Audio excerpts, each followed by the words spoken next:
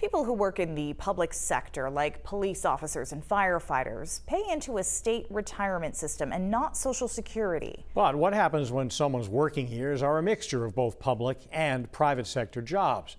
Some of those people are finding out that when they retire, whatever Social Security benefits they thought they'd be getting just aren't there. News Center Maine's Chloe Tebow shows us why.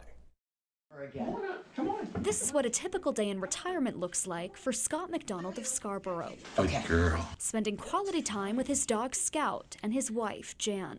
But there's an issue that has been weighing on him since he retired in June.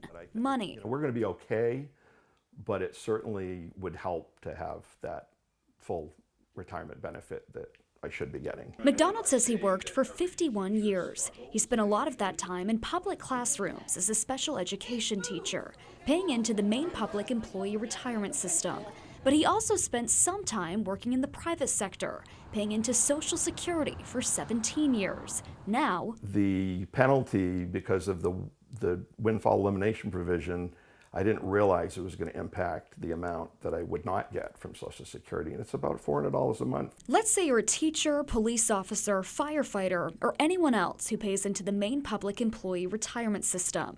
You don't pay into Social Security, but if at any time you held a job in the private sector and you were paying into SSI, how long you worked in those jobs directly affects how much in Social Security payments you get. You'd have to work a full 30 years in the private sector to get full benefits. Anything less, and your monthly check will be less as well. I am not paid $512 each month because of the WEP. Marcia Burns is a retired teacher who lives in Andover, Maine with her husband. She says she's still working part-time because she can't afford retirement. I never thought I would reach this point. This is a fight between the federal government and the states, and it's the people who are getting hurt. Jess Maurer with the Maine Council on Aging says the WEP is arbitrary and unfair.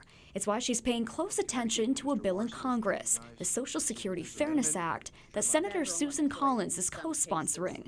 It would eliminate the WEP and government pension offset. To me, it is really quite simple. If you earned your quarters working in Social Security covered employment, you should get your full benefit. A promise Mainers like Scott McDonald are holding on to. I didn't want to go into retirement thinking I have to fight for something that I should rightfully get. That was Chloe Tebow reporting.